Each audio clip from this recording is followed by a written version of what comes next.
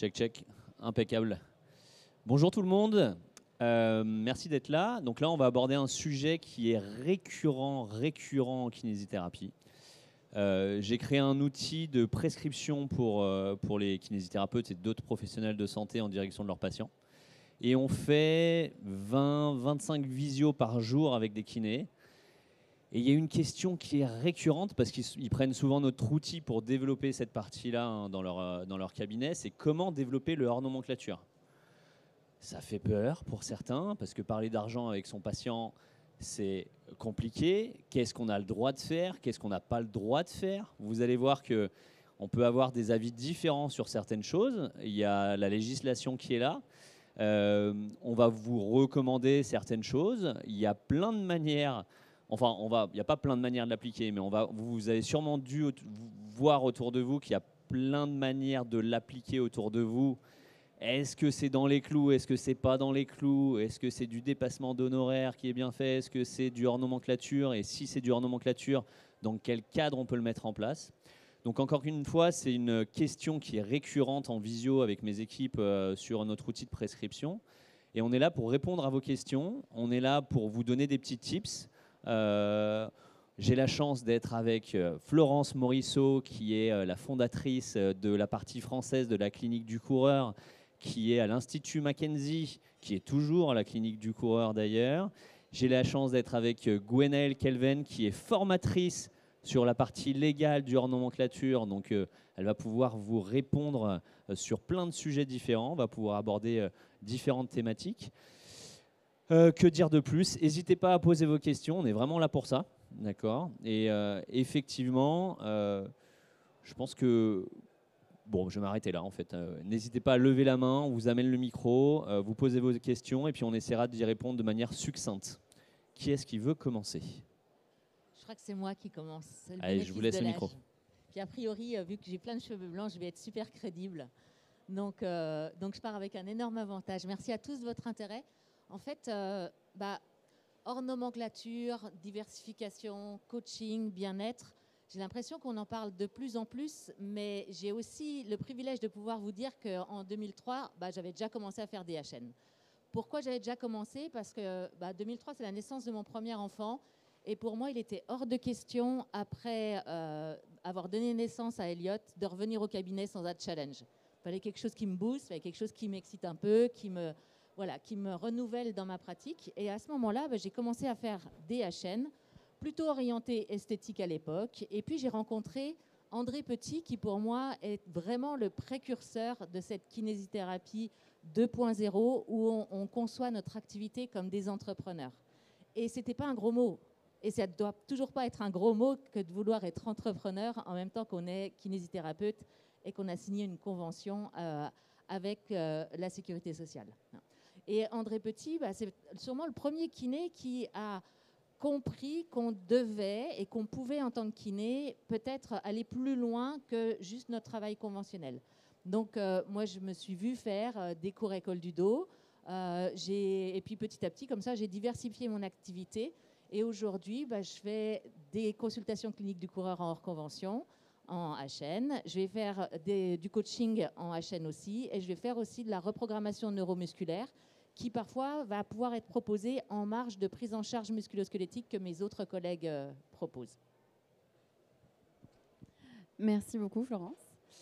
Donc moi je suis Gwenaëlle Kelvin, je suis kiné en Bretagne et en 2021, je pense un peu comme Florence, après un congé mat, j'ai voulu diversifier mes revenus, notamment parce que j'arrivais de Paris. Et à Paris, il y avait des dépassements d'honoraires.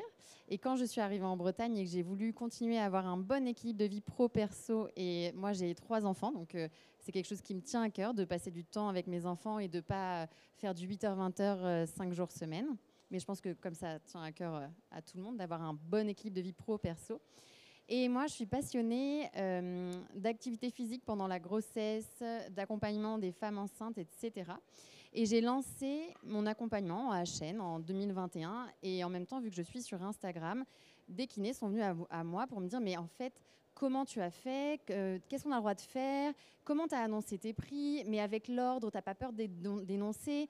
Et du coup, j'ai créé une formation sur le hors nomenclature. Et aujourd'hui, on va vraiment essayer de bien délimiter c'est quoi le hors nomenclature, c'est quoi le déconventionné, c'est quoi la différence entre le hors nomenclature et le dépassement d'honoraires, et aussi sur le déconventionné. Alors, tu soulèves un point important parce qu'en fait, on a signé une convention qui nous donne des avantages en tant que kiné. Ça nous donne des avantages pour la majorité d'entre nous d'avoir un planning plein. Je vous dis ça en passant, mais si vous venez chez moi demain, vous avez un planning plein et c'est à 1h40 dans TGV de Paris. Hashtag j'ai de la place au cabinet. Florence a un cabinet et elle a 5 places au cabinet qui sont vacantes. C'est à 1h40 de Paris. C'est un super plateau technique. Donc n'hésitez pas à aller la voir à la fin de la conférence si jamais. Hein ? Et donc, ça nous donne aussi la possibilité d'être reconnus en tant que professionnels de santé et puis aussi d'être acteurs d'un réseau local, que ce soit en termes d'exercices coordonnés via une CPTS, et aussi quelques avantages en lien avec le fait d'être acteur dans ces réseaux-là. Pour autant, Gwen, est-ce que tu peux nous faire un petit peu le point sur le cadre juridique qui entoure, d'un point de vue institutionnel, notre signature de convention ? Donc là, la conférence, elle s'adresse vraiment aux kinés qui souhaitent rester conventionnés, mais qui ont envie de développer, de diversifier une activité en hors nomenclature. Et donc, la convention, vous savez, c'est ce que vous avez signé, c'est le contrat avec la Sécu, avec le délégué CPAM au début. Tout le monde voit ce que c'est, le contrat ? Et dans la convention, il y a notre nomenclature. Vous savez, toutes les cotations dates qu'il y a sur vos logiciels métiers. D'accord ? Attention, je mets bien parce que ça va se compliquer après. Et dans le code de la santé publique, il y a toutes nos compétences. Et il y a aussi le code de déontologie. C'est bon, je ne vous ai pas perdu ? Où, par exemple, on doit respecter le secret professionnel, l'indépendance, la transparence et l'interdiction de faire des pratiques illusoires. Ça, c'est OK pour tout le monde ? Tout le monde a bien vu le tableau des techniques illusoires à l'ordre ? Pas de Reiki ? Non, c'est bon ? C'est bon. Et donc, moi, ce que je comprends de tout ça, c'est que quelque part, notre activité conventionnée et notre activité qui est documentée dans la nomenclature, c'est finalement qu'une petite partie de ce à quoi on a accès en termes d'offres de soins en tant que kiné. Oui, en fait, on voit, nous, beaucoup le côté rééducation. Mais vous savez, on a aussi la promotion de la santé. On peut le voir avec nos Instagrammeurs qui étaient là avant et qui sont vraiment là pour faire la promotion de la santé. Et la prévention. Et après, on a notre diagnostic kiné, notre traitement kiné, toute la rééducation. Mais toute cette partie prévention, pour moi, c'est notre rôle d'aller la prendre, notamment la prévention contre la sédentarité. Ça, vous êtes d'accord ? Donc, voilà.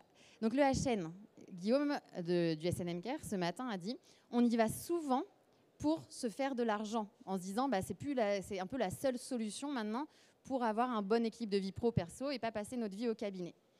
Sauf qu'il faut le voir aussi, vous allez vraiment être en joie. Et justement, avec des outils comme Andrew, c'est hyper facile de faire du HN et de lutter contre la sédentarité, de faire comme ce que fait Florence pour des objectifs sportifs. Ça peut aller vraiment du massage bien-être en passant par des cours collectifs, que ce soit en yoga, en pilates, des interventions en entreprise, du coaching. Et quand on dit coaching, c'est pareil, c'est pas une offre qui doit être très élitiste. Moi, dans les athlètes que je coach, effectivement, il y a des gens qui ont des vrais projets compétitifs. Dans une semaine, je vais à La Réunion pour donner cours, mais aussi pour suivre une de mes athlètes qui fait la diag en voulant finir dans les 15 premières féminines. Mais j'ai aussi des athlètes qui ont juste un projet perso. Je veux finir mon premier marathon.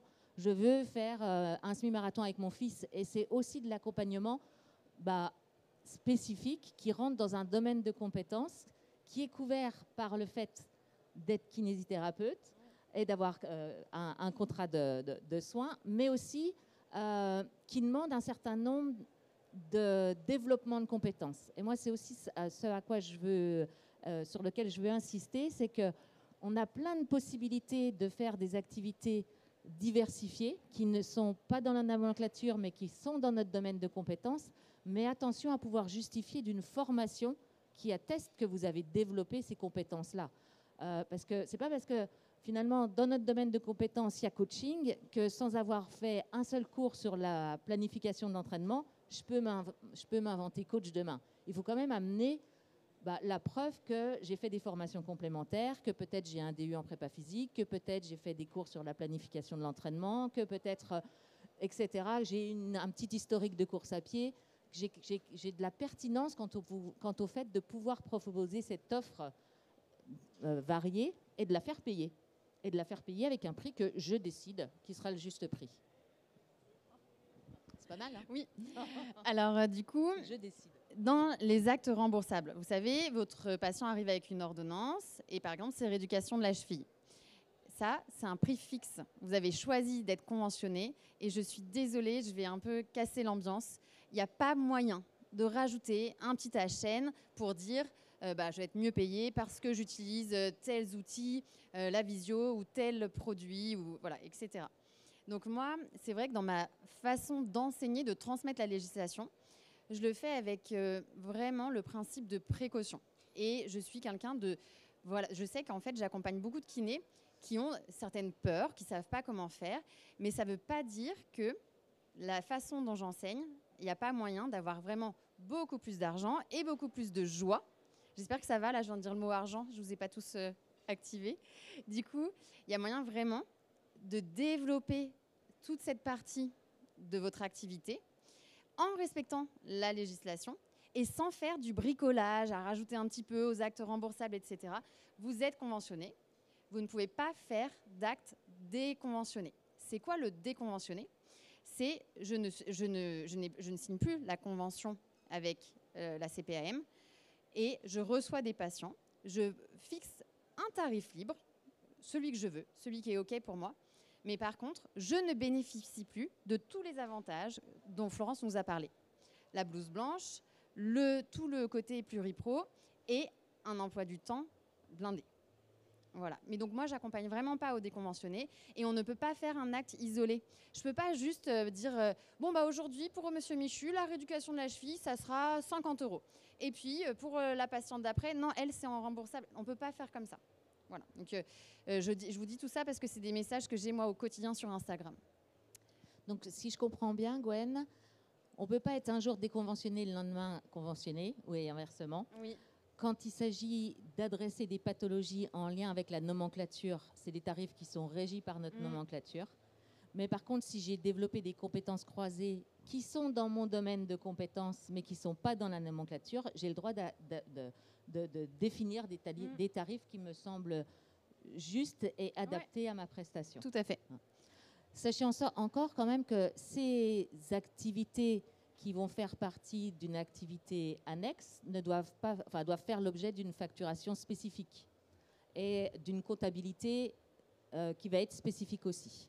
Mais ça, à partir du moment où vous avez développé une activité qui va être en dehors de la nomenclature, je vous invite vraiment à vous rapprocher de vos comptables parce qu'ils sauront exactement comment vous dire et comment vous expliquer la bonne tenue de votre comptabilité pour ne pas mélanger un chiffre d'affaires inhérent à votre pratique liée à votre activité qui se passe dans votre nomenclature et les activités hors nomenclature. Et puis, de la même façon, il y a des outils qui vont être transverses dans tout ça.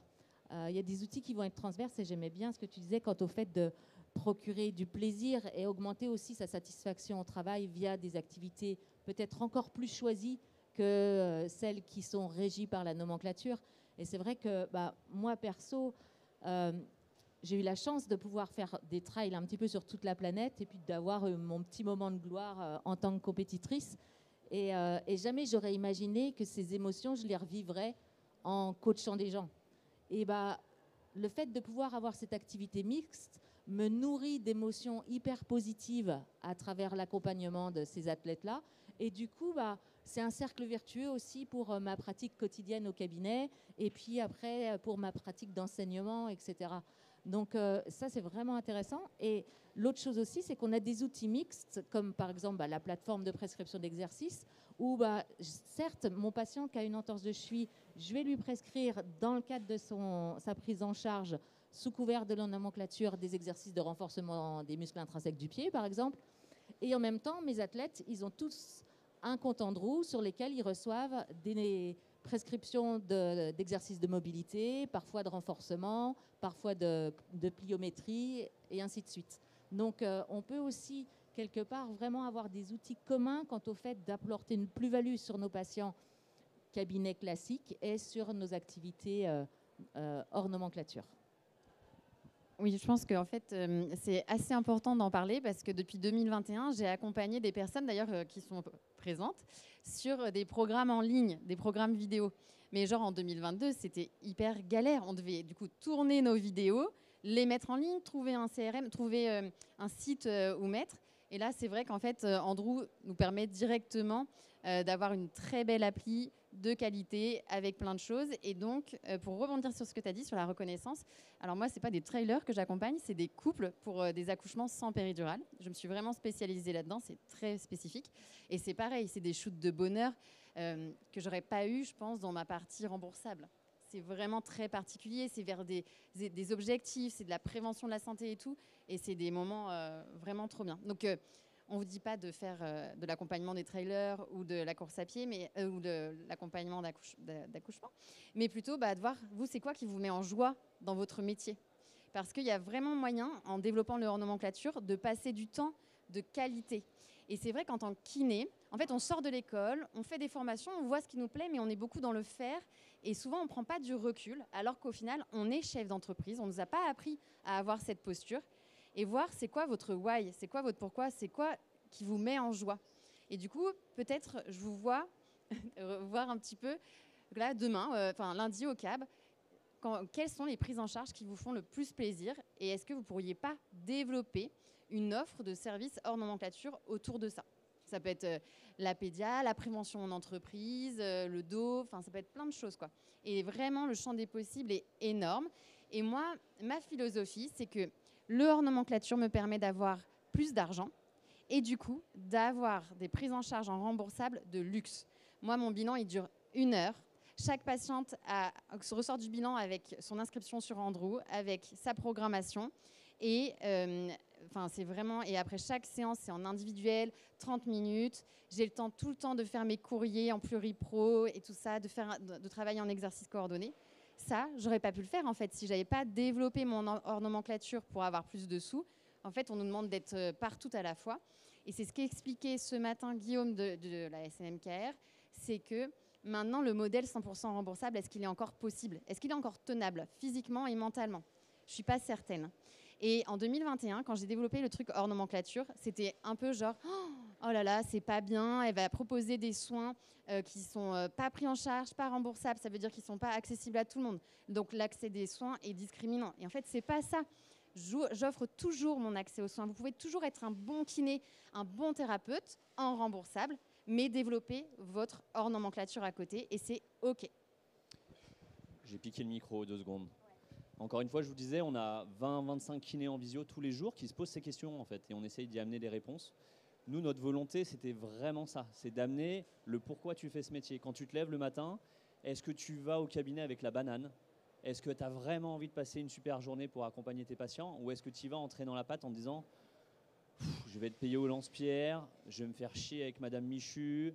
Est-ce que vous y allez, de quelle manière vous allez au cabinet? Et ça, c'est vraiment très important. À chaque visio qu'on fait, c'est des questions qu'on pose aux kinés qui sont en face de nous ou d'autres thérapeutes qui développent du hors nomenclature comme des sages-femmes maintenant sur cette partie-là ou même des podologues pour vous dire c'est en train de se démocratiser. C'est qu'est-ce qui vous donne envie de vous lever le matin? Qu'est-ce que vous avez envie de faire cette journée? Et on pose même une question, c'est selon vous, quelle est votre valeur? C'est-à-dire qu'à la fin du mois, qu'est-ce qu'il devrait y avoir sur votre compte en banque par rapport à ce que vous avez amené comme compétences aujourd'hui au cabinet en direction de vos patients?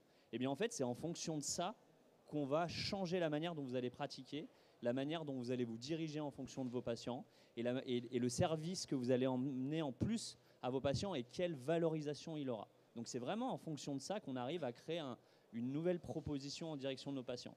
Je voulais juste rajouter un petit truc en plus. Ce qu'on a réussi à faire avec l'outil, c'est on a réussi à faire en sorte que nos thérapeutes, sur les sondages qu'on a pu amener, ont pu augmenter leur CA de 30% en moyenne avant Andrew et après Andrew, mais de 2 manières différentes. Il y en a qui sont restés complètement dans le conventionné, et en restant dans le conventionné, ils ont réussi à faire du suivi avec de la prescription et du suivi à distance en téléconsultation. Ce suivi à distance a permis de faire en sorte que les patients soient beaucoup plus autonomes à la maison.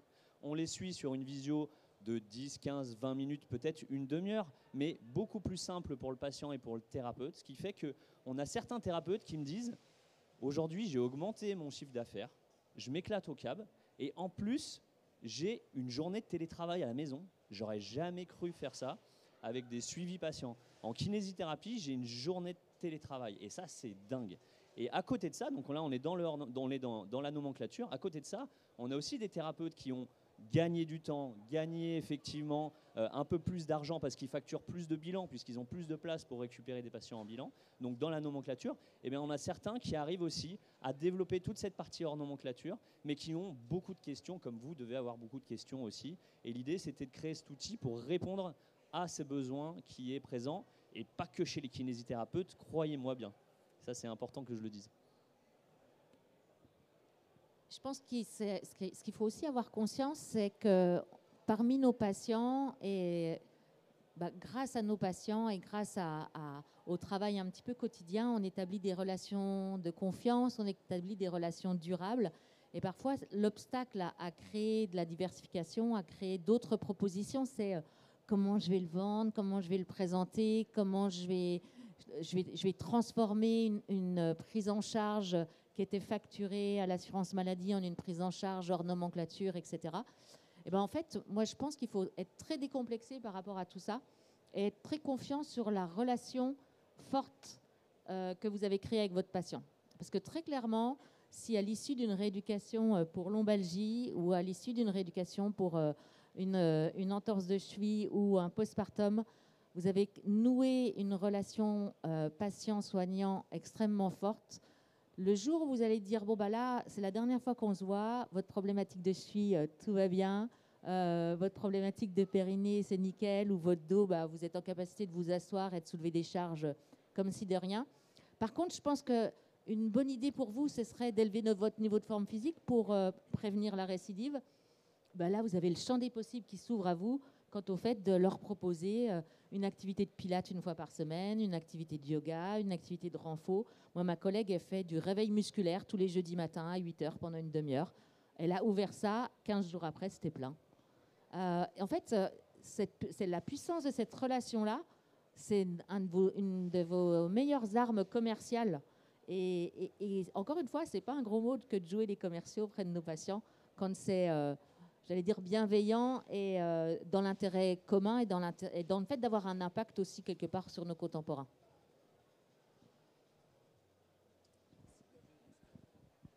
On devait être succinct pour cette partie-là. On pourrait parler pendant des heures. Et d'ailleurs, on va faire une partie e-learning de 4-5 heures. On va voir ce qu'on va réussir à faire avec plein de champs de prise en charge différentes. On va faire intervenir Germain, Aziz, pourquoi pas aussi Emmanuel Atia qui fait plutôt de la réathlétisation en crossfit, la partie course à pied, la partie légale. Donc on va faire on a vraiment une grosse demande sur l'outil, donc on va faire une espèce de e-learning pour répondre un peu plus à toutes ces questions.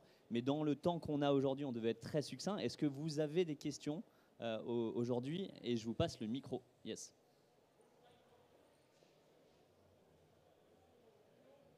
Moi, c'était juste pour demander s'il y avait besoin de s'inscrire sous un autre nom aussi à l'URSSAF ou pas. Non, c'est tout sur ton entreprise individuelle de kiné, tant que tu restes dans ton champ de compétences. En fait, après, on te souhaite tout le succès du monde, mais si à un moment donné, tu dépasses un certain chiffre d'affaires, il sera peut-être intéressant de te poser la question de ton statut juridique. Mais tu as quand même le temps de voir venir avec ton statut en tant que kiné. Tout à l'heure, vous avez parlé de téléconsultation. Du coup, je voulais savoir s'il y avait un rappel par rapport à la législation, par rapport à cette téléconsultation et du coup à la facturation qui est appropriée. Ok. Alors, depuis l'avenant 7, alors c'est grâce à Julien qui est là que je connais bien ma législation sur le remboursable parce que c'est vraiment pas du tout moi mon... Voilà. Donc, depuis l'avenant 7, on a le droit à la téléconsultation à hauteur de 20% max de votre activité remboursable.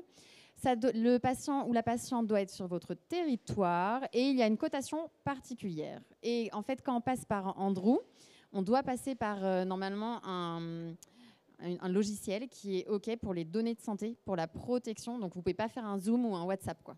Donc, voilà. Et on peut être payé directement sur Andrew. Ouais, en fait, nous, la facturation, on est via Stripe. Donc, à la fin de la téléconsultation, on peut envoyer effectivement un lien de paiement à son patient. On pourra le faire bientôt en amont de la téléconsultation. Il y a des choses importantes sur la téléconsultation. Si vous voulez que ça soit pris en charge par l'assurance maladie, il faut que le bilan soit fait en présentiel. Et quand on parle des 20%, 20%, ce n'est pas sur la rééducation, sur la prise en charge d'un patient, c'est sur la totalité de votre prise en charge. Donc, ce n'est pas 20% sur ce patient-là, c'est 20% sur la totalité de votre activité. Mais ce qu'on invite à faire, nous, sur cette partie-là, c'est deux choses. Soit on reste dans le remboursable, donc avec l'assurance maladie, et du coup, la visio sert vraiment à autonomiser votre patient en fin de parcours de soins. Donc, c'est-à-dire que sur les dernières consultations, au lieu de le faire venir 2 fois en présentiel, on va venir, sur les dernières semaines, je veux dire, on va le faire venir une fois, et la deuxième fois, ça sera en visio. Comme ça a une importance aussi sur l'autonomisation du patient. On continue à lui donner la main, mais à la maison. Et puis sur la dernière semaine, eh bien, on va faire, au lieu de faire deux présentiels, eh bien, on va faire 2 visios. Comme ça, on va accompagner notre patient, toujours dans l'idée de l'autonomiser et qu'il soit à la maison. Et vous allez voir que vos patients, ils sont ultra contents. Hein. Genre, je suis à la maison, je vais pouvoir faire ma visio avec mon kiné, au lieu d'aller je ne sais pas où pendant une demi-heure. Alors bien évidemment, il y a des patients qui ont toujours besoin de ce contact, hein, les patients un peu plus vieux, tout ça. Mais vous allez voir qu'aujourd'hui, cette demande, elle est présente. Et quand vous allez commencer à amener cette proposition, elle se développe, mais de manière assez incroyable. Sur les chiffres qu'on a, c'est quand même assez dithyrambique. Hein. Est-ce qu'il y a d'autres questions ?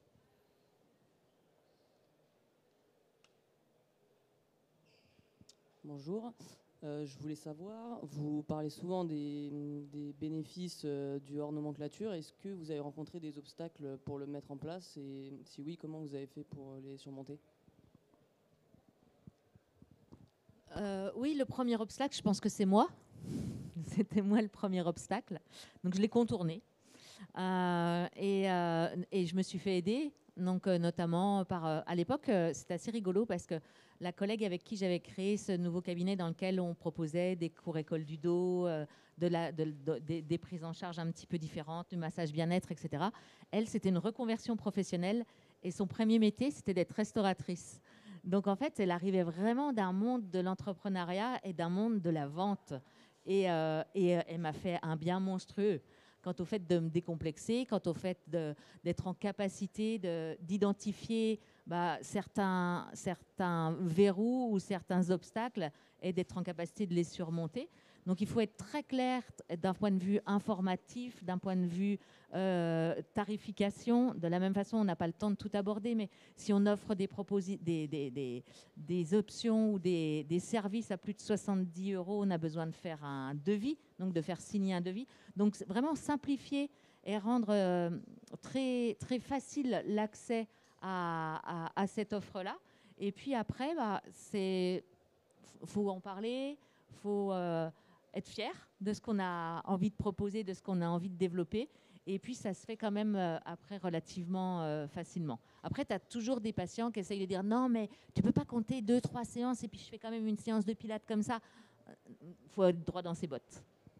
Si je rajoute, excuse-moi, je te rends la parole. Hein. Encore une fois, on passe nos journées à avoir des thérapeutes qui ont ces questions. Et le seul verrou, c'est vous.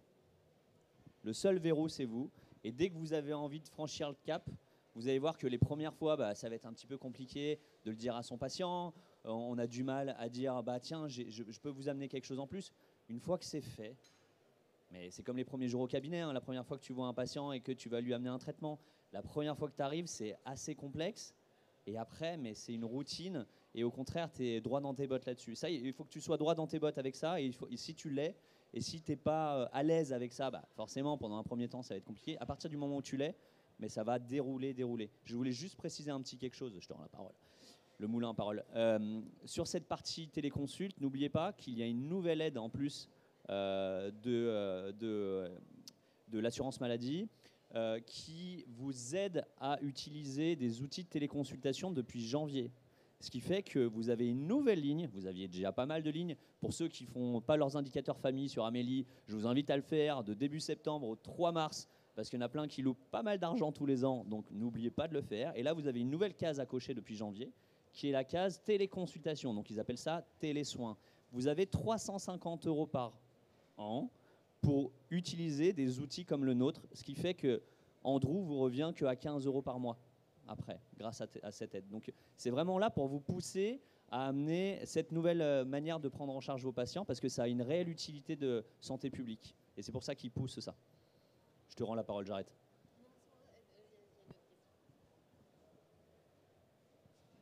Merci. Florence, tu parlais du devis au-delà de 70 €. Ça, c'est possible de le faire juste avant la séance ou il faut envoyer à l'avance au patient le devis? Non, c'est au moment où finalement tu conclus un contrat quelque part avec ton patient. Tu dis voilà, moi je peux vous apporter une aide sur la planification quant au fait. Alors nous, chez moi aujourd'hui, ils sont tous dans la préparation du marathon de La Rochelle. Donc au mois de juin, ils ont pu venir me voir et elle me dit tiens Florence, tu voudrais pas m'accompagner pour le marathon de La Rochelle? Alors moi je vais leur dire et d'habitude j'aime bien quand même accompagner les gens plus que 3 mois avant l'objectif. Mais bon, sur un malentendu, je vais faire en sorte que tu y arrives dans les meilleures de tes aptitudes, pour que tu arrives au meilleur de tes aptitudes fin novembre.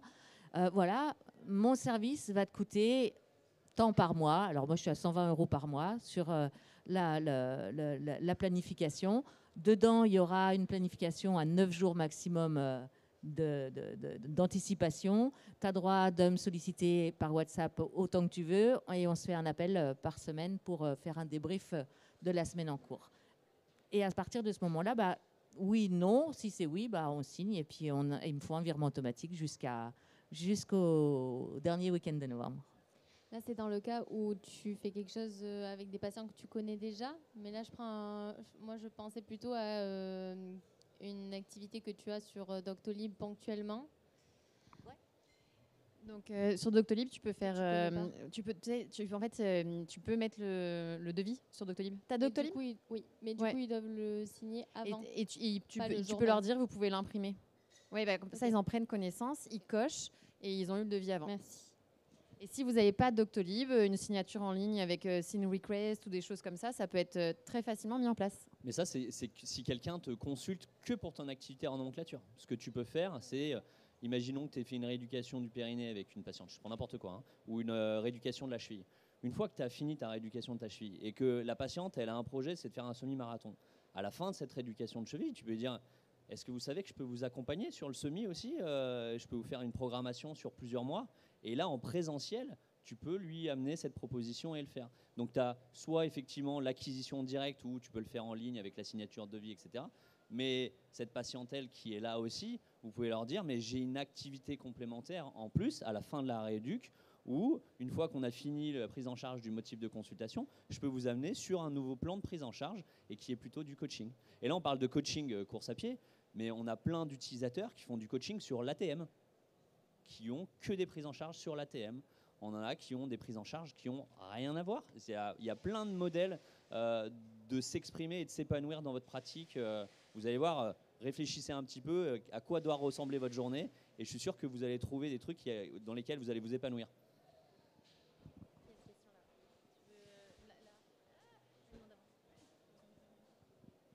Merci. C'est une question pour Gwenaëlle plutôt.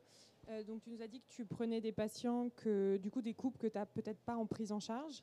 Et du coup, comment légalement on peut faire pour justement trouver cette patientèle hors nomenclature qui ne serait pas déjà une patientèle de prise en charge initiale?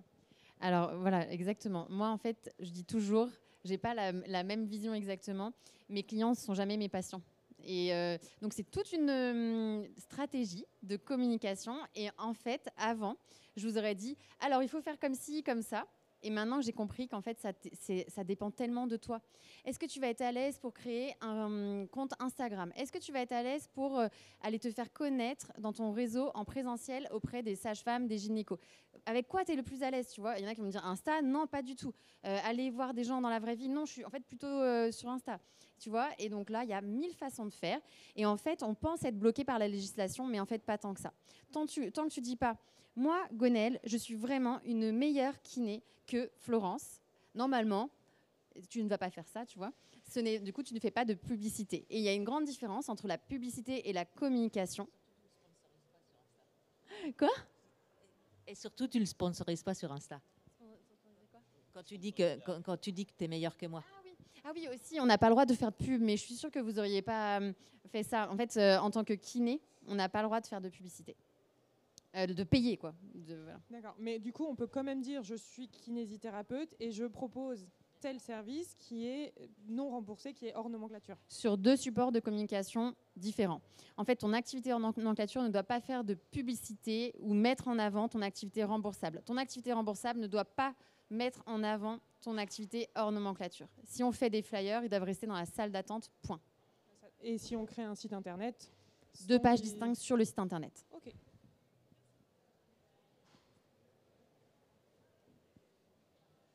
Non, mais c'était pareil sur le truc d'avoir Instagram, d'être sur les réseaux sociaux ou pas, parce que je sais qu'il y a des mecs comme par exemple Training Therapy qui proposent des trucs, donc ils sont vachement connus, mais un petit, comme moi ou quelqu'un qui n'est pas du tout connu sur les réseaux. Et c'est vrai qu'être sur Insta, proposer, ça demande quand même du temps. Donc c'est vrai que comme elle disait, pour développer tout ça, sans les réseaux sociaux, c'est quand même vachement compliqué. Alors ça c'est une croyance, mais en fait ce qu'il disait c'est que ton panel de clients, dans ce cas-là, toi il peut être dans ta patientèle. Et moi vraiment ce qui se passe au CAP maintenant que je suis partie de cette croyance de mon client ne doit pas être mon patient, je te donne un exemple très simple, les femmes font de la rééducation périnéale et à la fin elles ont envie de continuer avec cette méthode-là, elles font du pilate avec nous, tu vois. Ça peut être ça. Et très honnêtement, là, je parle un petit peu avec autorité, mais en 2003, les réseaux sociaux, ça n'existait pas, quoi. Et je peux te garantir qu'on a eu des super belles années dans ce cabinet, dans lequel on proposait vraiment une activité en marge de notre activité qui faisait partie de la nomenclature, qui était vraiment, vraiment sympa. Donc, je pense qu'on a... Sous-estimez pas la relation et quelque part les potentiels clients que vous avez autour de vous, et puis sous-estimez pas l'impact que vous pouvez avoir en allant voir les gens. T'es branché altéro, va dans les Basic Fit, Wellness et je sais pas quelle autre salle autour de chez toi, et tu verras que tu vas te créer un réseau, cette fois-ci non virtuel, qui pourra potentiellement être un vrai pourvoyeur de marché. On a éclaté le timing. Ouais. Et puis, il y a des trains à prendre. Encore une fois, le champ des possibles, il est immense. Donc, éclatez-vous, en fait, et faites-vous plaisir. Et respectez la législation. Vous allez voir que vous allez avoir plein de propositions de faire du dépassement, du hors nomenclature, avec des machines, avec des trucs. Nous, on a vraiment fait en sorte de respecter cette législation, de s'appuyer avec sur des gens qui respectent la législation pour vous proposer ça, et que vous soyez utilisateur de cet outil en s'épanouissant et en étant au clair dans le cadre législatif aujourd'hui de l'application du hors nomenclature. Donc ça, c'est vraiment notre volonté. Donc éclatez-vous, cherchez ce qui vous plaît, et puis épanouissez-vous dans votre quotidien. Ça, c'est le truc qui nous importe le plus. Merci.